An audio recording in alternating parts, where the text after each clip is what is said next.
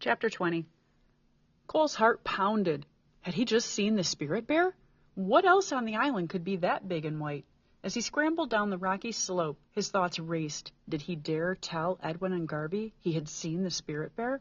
They were already mad at him and would just think he was making up another story. Back at camp, Edwin and Garvey sat beside a blazing fire, sipping cups of hot coffee. Neither spoke as Cole approached and pulled up a chunk of driftwood to sit on. After an awkward silence, Cole knew he had to say something. I know that saying I'm sorry about my attitude isn't enough, but I want you to know that I am sorry. He paused. When I was carrying the rock this morning, I realized that I won't ever get over my anger unless I quit blaming others for everything. That's why I got mad these last 2 days. I was still blaming you guys. Edwin and Garvey exchanged glances. So what made this morning any different? Garvey asked. Cole bit at his lip.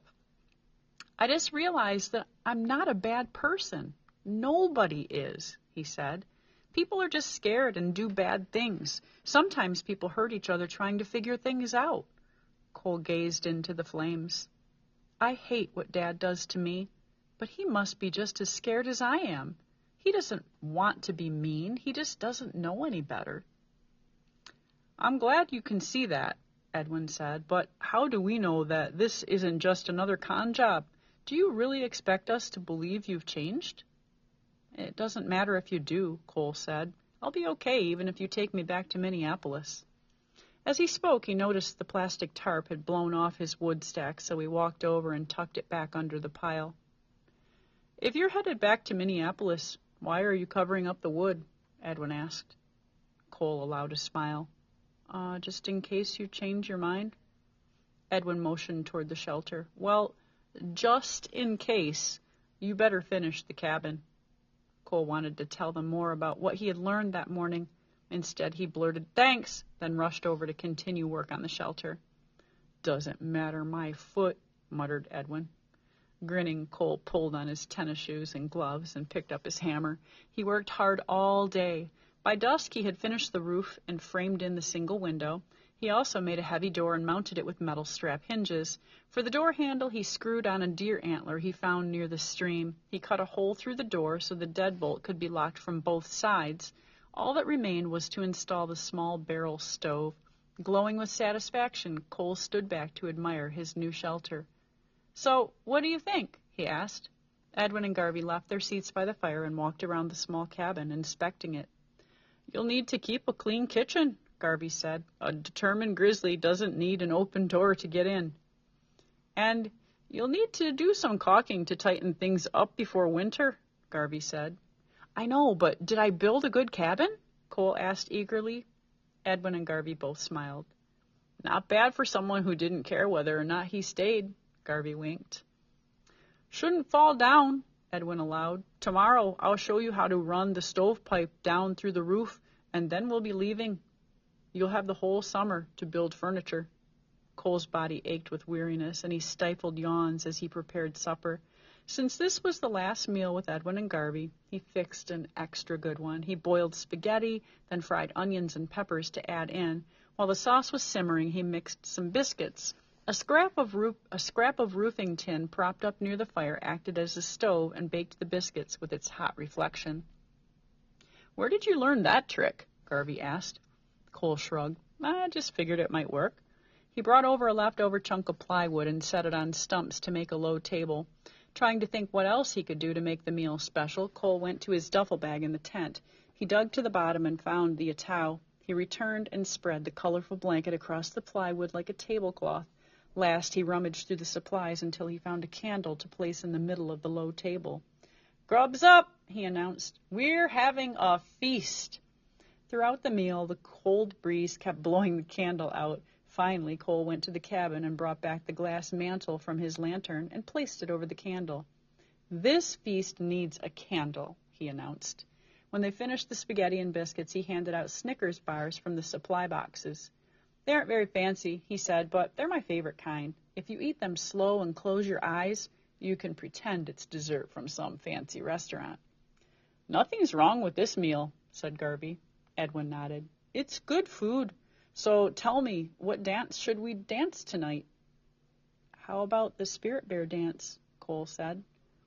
Edwin eyed him quizzically. Did you see the Spirit Bear today? Cole hesitated before answering. I saw something big and white disappear into the trees near the pond. Was it the Spirit Bear? Cole wanted so badly to tell the truth. He nodded. Are you scared of being here alone with the bear after what happened? Cole shook his head. I'm not scared of the bear, but I am scared of being alone. He looked at Edwin. How did you feel when you were here? Edwin looked deep into the flames, his faraway gaze conjuring up memories. At first, I was so lonely it hurt. But with time, I felt peaceful inside. With no further words, the three of them sat as if in a trance, staring into the flames until darkness fell. Finally, Edwin looked up at the dark sky. It's a great night for a Spirit Bear dance, he said to Cole. You go first? I need to think about it. Edwin shook his head. When you dance, it's your heart and soul speaking. You don't need to think. If you saw the Spirit Bear, you go first. Hesitantly, Cole stood. In the village when we dance, we always beat a drum, Edwin said. Do you want me to keep a rhythm? Cole shrugged. Sure, whatever. Edwin left the fire and returned holding 2 short chunks of driftwood. He sat down and began striking them together with a hollow knock. Again and again he hit the chunks of wood as if beating a drum. As the rhythm echoed down the shore and out across the water, Cole began moving. He let the story of his first visit to the island become his dance. Approaching the flames, then fading away into the dark, he appeared and disappeared. Each time he reappeared, he moved closer to the fire, as if threatening to attack Edwin and Garvey. He hunched over, his movements ghost-like. Then he flung himself to the ground beside the flames, clawing and kicking. In his mind, he relived the mauling. He grabbed at twigs and broke them as if they were bones. Grimacing on the ground, he heard Edwin beating the pieces of driftwood in a hypnotic rhythm. Cole raised his head and spit into the dark. Then he pretended to lick up the spit. Last, he reached out as if touching the Spirit Bear. He froze in the touching position for a long moment, then stood and walked proudly off into the dark. When Cole returned to the fire, he sat down. Edwin handed the chunks of driftwood to Cole. That was a good dance. Now you keep the rhythm. Awkwardly at first, Cole knocked the pieces of driftwood together the way Edwin had, with a regular beat. It felt like the beating of his heart. Edwin stood and began to dance. He stalked proudly around the fire, sniffing at the air. Slowly, he came up behind Cole and Garvey. When they turned to look at him, he backed away. Again and again, he repeated this movement until they no longer turned to look back. Then he came and knelt in front of them. That was how he ended his dance. Cole kept striking the wood together for Garvey as he stood for his turn. Garvey started his dance lying on the ground as if he were asleep by the fire, then slowly awoke and sat up. He rubbed his stomach and licked his lips to show his hunger. Then he rose and moved around the flames, eating berries off imaginary bushes and catching fish from an imaginary stream. After several minutes, he stuck out his belly and scratched at it to show he was full. Cole couldn't help but smile at his parole officer. This was the same man he had hated back in Minnesota. How could he have ever hated him? Garvey spun around as if in surprise and gazed back at Edwin and Cole. He began prowling back and forth, moving closer. He looked at Cole and placed a finger to his lips. Cole stopped drumming. In silence, Garvey moved forward until he stopped less than a foot away. He crouched silently, as if to touch his toes. Then, "Boo!" he shouted, springing up, arms extended. Edwin's stump tipped over and he fell backward in surprise. Cole nearly choked, catching his breath. Garvey laughed harder and harder until tears rolled down his cheeks. Dances don't always have to be serious, he said. Dances can be fun too, or they can be celebrations. You turkey, Cole said, laughing at himself. When he regained his composure, he grinned. I understood both of your dances. And we understood yours too, Garvey said. Once more the three sat staring into the flames, each lost in thought. Finally, Edwin stood. Let's get some sleep. Tomorrow begins a new journey.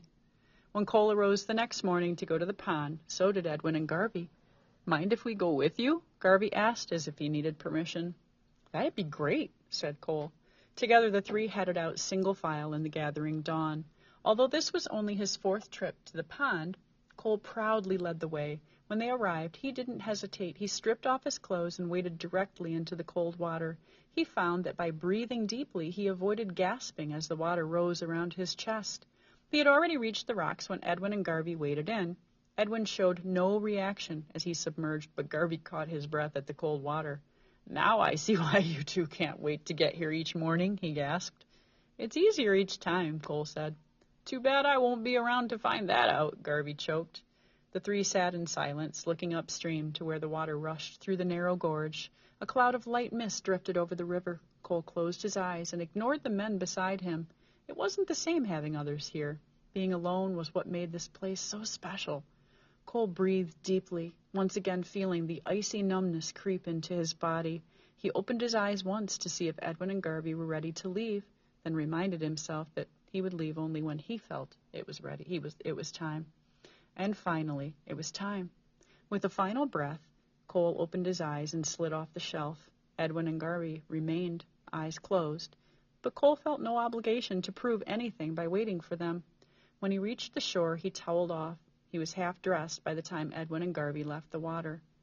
So who's carrying the ancestor rock this morning? Cole joked. Edwin and Garvey eyed him without laughing. I was just joking, Cole said. I'll carry it.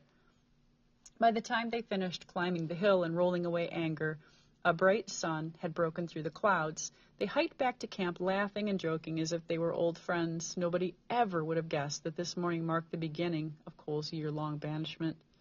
Edwin showed Cole how to install the stovepipe through the roof, and then he and Garvey prepared to leave. They took down their tent and loaded their belongings into the boat. Still, they joked and kidded lightheartedly. When all was finally ready, the joking stopped. Garvey pulled out a small package and presented it to Cole. Cole opened it to find a large hunting knife in a leather sheath. Thanks, he said. That knife is like life, Garvey said. It can destroy you or help you heal. How can a knife help me heal? Cole asked. Use it to carve. If you discover what lies inside the wood, you'll discover what's inside of you. It helps you to heal. But you can never heal completely until you discover one thing, Edwin said thoughtfully. What's that? Edwin allowed a rare smile. If I tell you, you can't discover it. As Edwin and Garvey crawled into the aluminum skiff, Cole called, Don't forget to put the spark plug back in. It's been back in for 2 days, Edwin said, giving the starter rope a sharp pull. As the motor roared to life, Cole helped push the bow off the rocks. I'll be out to check on you in a few days, Edwin shouted. I'll be okay, Cole shouted back, wishing he believed his own words. He watched the small boat until it disappeared from view. Standing alone on the shoreline, he couldn't help but remember how angry he had been the last time he watched the skiff leave. This time he felt only fear, and he admitted it. His palms were sweaty and his throat tightened. If he screwed things up this time, there would be no next time.